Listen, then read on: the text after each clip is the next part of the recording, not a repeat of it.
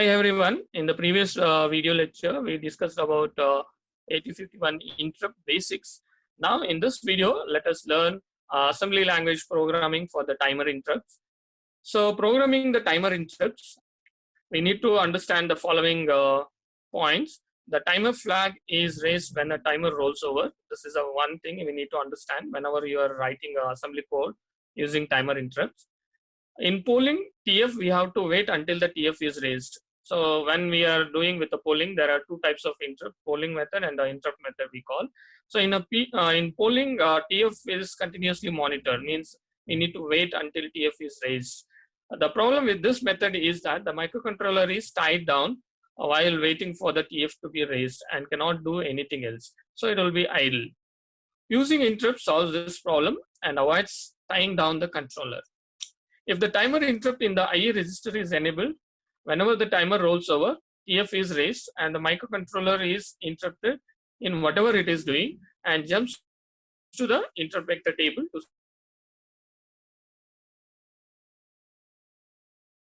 So we need to use not bit TF flag. So we will be waiting. So during that, microcontroller will be idle. It will not be doing any work. So if you use interrupts, so we enable the interrupt, that is timer interrupt. So whenever a timer is running, when it raises, so it will interrupt the microcontroller. Until then, microcontroller can do its job. It means whatever the other task a microcontroller has to perform, so it will be performing that. Unless and until an interrupt is means when you enable the interrupt, timer interrupt, TF is raised, so it will interrupt the microcontroller. Then it will go for the interrupt service routine. So this is what we can achieve, we can utilize the time of the microcontroller to perform the multitask. So in this way, microcontroller can do other tasks until it is notified that the timer has rolled over. So this concept plays very important role when you are writing assembly code.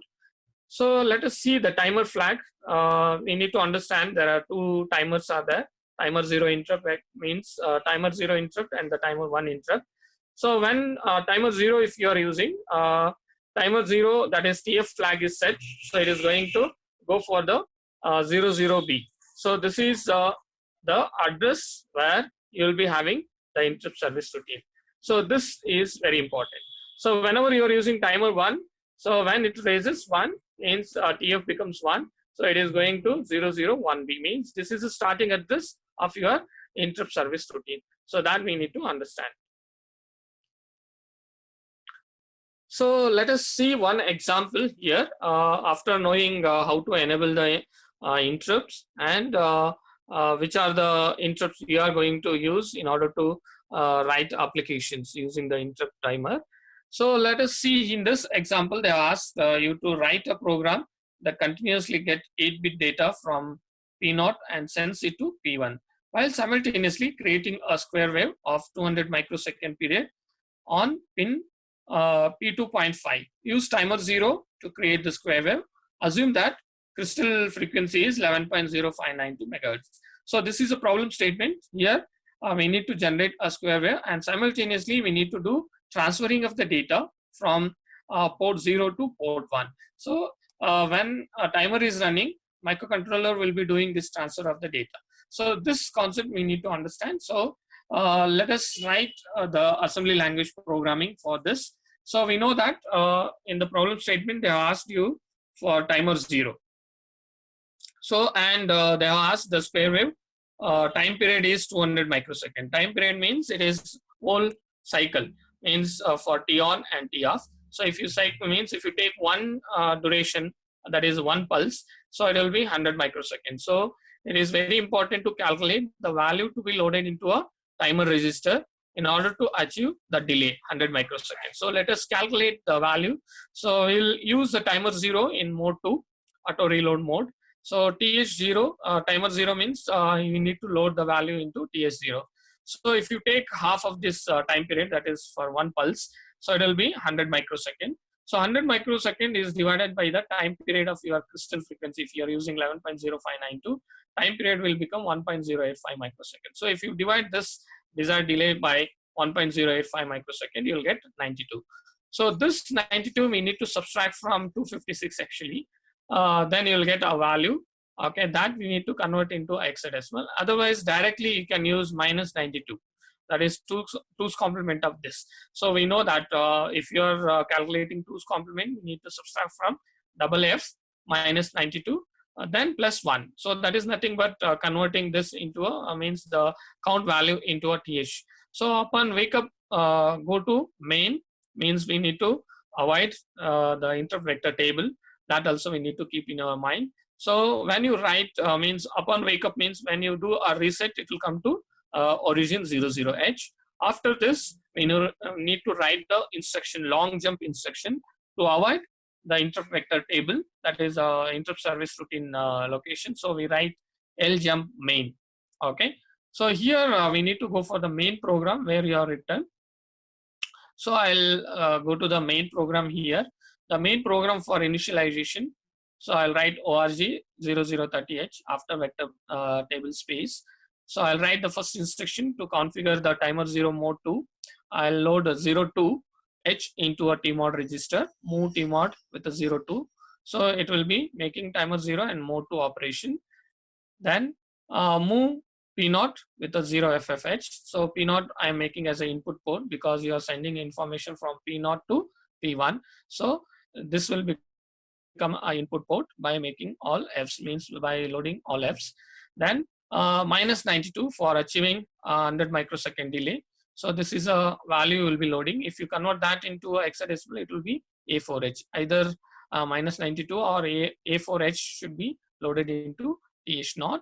Then you are enabling, this is very important, timer 0 is enabled. So if you have remembered IA register, the bit 1, this is 0th bit, first bit represents the timer 0.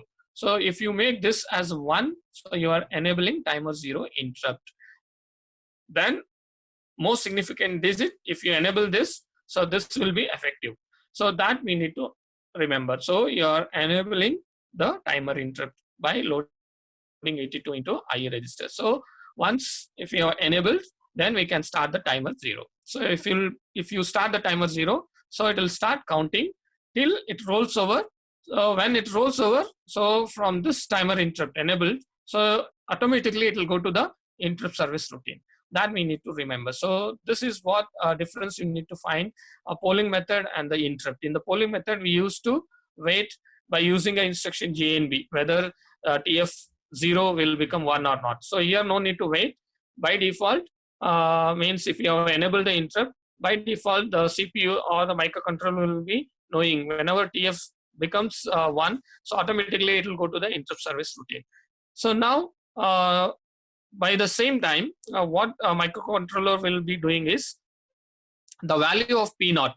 Okay, the data will be loaded into accumulator, then accumulator to P1. So you will be transferring from P1 to P1. A data transfer will take place while means the timer is running. So microcontroller will not be idle.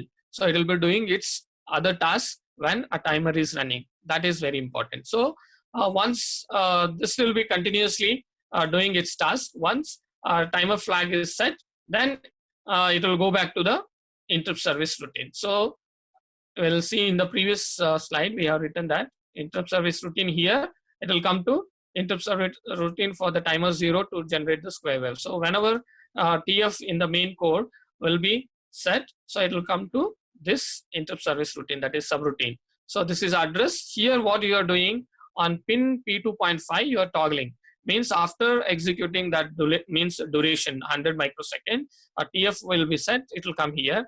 Again, it will return back to the main program. Again, if it is set, it will come here and it will complement. So it is going to generate a square wave. So this is how we need to write assembly code for the 8051 timer interrupts. So let us see this particular code through Keel software using Microvision. So in that, you are going to understand how exactly this particular code is going to generate a square wave, and parallelly how a microcontroller will be doing its job, means transferring of the data. So I have taken the same code here, origin 00, long jump. It will jump to main. This is from this. Again, tmod is 02, p0 is made ff, th0 minus 92. You are enabling the interrupt, start the timer. And here microcontroller will be doing its task. Whenever timer flag is set, it will go to the here interrupt service routine 00B and it complements. Return interrupt is coming back to the main program where it is branched. So this is a code for generating a square wave. Simultaneously, you are transmitting a data from P0 to P1. So let us execute this program and see how exactly the timer interrupts are used to generate the square wave. So before that, I'll translate this, checking for the errors. So there is no syntax errors, even warnings. So I'll build this. Then I'll go to debug. I'll start debug. So when you do the start debug, so you need to observe the waveform in logic analyzer. So you can open the logic analyzer. So here in the logic analyzer, we need to know that we need to observe the waveform on pin P2.5. So I'll take that pin port to P2. We need to type like this, select this, and close this. And if you want to observe P0 to P1 transmission, so in that case, we can go to port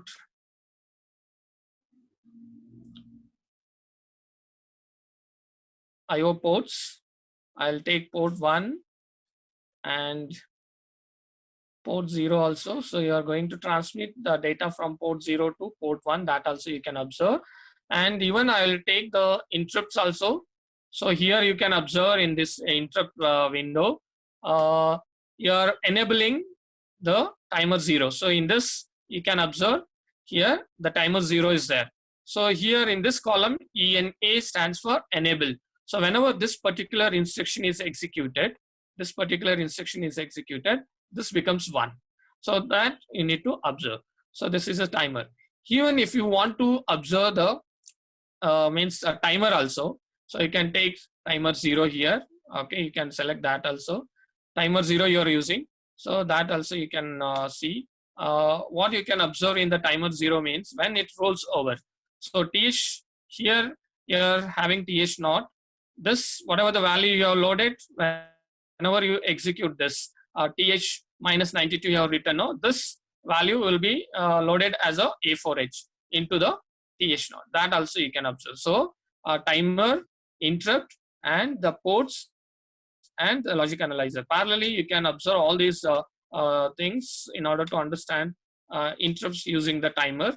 So I'll arrange like this.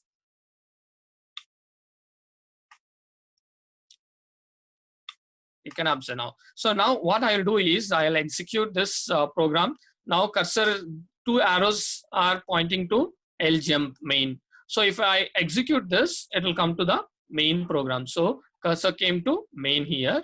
So it came to main. So now step by step, if you are executing, you need to observe all these fields. Okay. So what happens here? First T mode register I'll load with 02. So you should observe this timer 0. So what happens in the timer 0? So if I execute this here, you can see this. Okay. By default, it is showing mode 0 13-bit. So if I execute this, so you can see here the changes, mode to 8-bit auto reload it came. So T mode is value is 02. Now I'll execute this. I'll making P0 as an input port. So then now I'm making TH naught as minus 92. That also you can observe here. TH naught is now it is 0. After executing that, you can observe A4A came into the TH naught. So hexadecimal A4 is loaded into TH naught. Now, if I execute this particular instruction, you can observe this timer 0. Now, enable is 0. If I execute, you are enabling the timer 0. So, if I execute this, so you got 1 here. This is showing 1. That is your timer 0 interrupt is enabled. Then start the timer. So, I'll execute now. So, it will come to start. You have started the timer. So, I think you observe here a small red line you can observe here, dash line of with the red color. So now what happens if I execute continuously, the data transfer takes place from P0 to P1. So I'll make P0, the 7th bit, as 0. The same thing will be transmitted to P1 here. You can observe. So here it is made 0. You're observing, I'll make this 0. Again, I'll execute. So continuously it will be in the infinite loop here till your timer. So parallelly timer is running and your waveform also generating. So you can see that due to overhead, first pulse will be taking more time. So there, here also you can observe whenever it reaches FF. So it will be rolling back, means when it reaches FF, it rolls back, that is TF will be set as 1. So you can continuously run this and observe carefully here. Whenever it reaches near to FF value, then you should observe it will go to the interrupt service routine. So continuously I'll be executing and the waveform is transmitting there. You are getting the waveform. But due to overhead, first pulse will take a longer time period. So here you can observe now I got F3, F5, F6. Here you can observe TL0. Okay, in mode 2 TL0 it is set. Okay, you should not set here. Okay, run this F9, FF, FB, FD. See here carefully. Now we are in the main program itself. The cursor is running here itself. Now we came near to FE. So after it becomes FF, it should roll over to 0. At that point, TF becomes 1. So observe. Now it has become FF. All of you understand. Now it has become FF. Now it is jumped from main program after FF. So it has become A7. It means after rolls over, A4 will be loaded. So we have executed one more. So it is came to A7. Now the means control came to here. So you are observing. So timer is interrupted. So microcontroller stops executing this continuously and it will go to the interrupt service routine. Now here it will complement. When it is complementing, you can see the waveform here. It will come 0. Now it is 1, it will become 0. Here also in this bit, okay, this is 0, 1, 2, means even you can take port 2 also. You can take port 2 and you can observe the complementing of that port also. So you can take this port here. Okay, you can now you can see 1 means it is 0, 1, 2, 3, 4, 5. Fifth bit will become 0. So P2.5 will be complemented. So cursor is showing here. So if I execute, you observe this waveform and observe this. See, the waveform came to down. So if I put in auto, it is down. So here it has made 0. Now continuously again after this, it will come to return to interrupt from where it is branched from the main program. So it will come to the instruction where it is branched. So if I execute this, so it came. So the cursor came to the main program here. Now continuously I'll execute. So again what you need to observe, this waveform is generating here and it will be toggling. This toggling also you can see continuously. So it will be executing. So you need to observe timer 0 also there. When it reaches FF, you should observe F7, F8, FA, FB, FC, FE, FF. So now it has become FF here. This is FF. Now if I execute, it will become 0, means 0 in the sense it will become A4, auto reload, no? So whatever the value initially you loaded, that will be loaded with the TL. So here you can observe A7, so it went to here. So here it will complement. Now it is remaining 100 microsecond, it is remaining 0. Now it will become 1. So you can observe it has become 1 here. Okay, this bit also become 1. So again, if you are running continuously, it will be generating the waveform. Okay, so here whatever the value you give, it will be transmitting. That also you can observe. If I give 1, 1 will be transmitted to the port 0 to port 1. That also will happen. Okay, so that is what it will be. You can see that. So that 1 will be transmitted here. So like this waveform will be generating. This is how we need to understand the timer interrupts. So it is enabled which timer you have selected. So parallelly this transmission takes place and this will be toggling and it will be generating the square wave. So now I'll run for all. So continuously the waveform is generating here. You can see this and it is toggling. This is toggling. So if you want to know the waveform, what you have generated with the desired delay. So you can stop this, choose the cursor. You can take the cursor over here.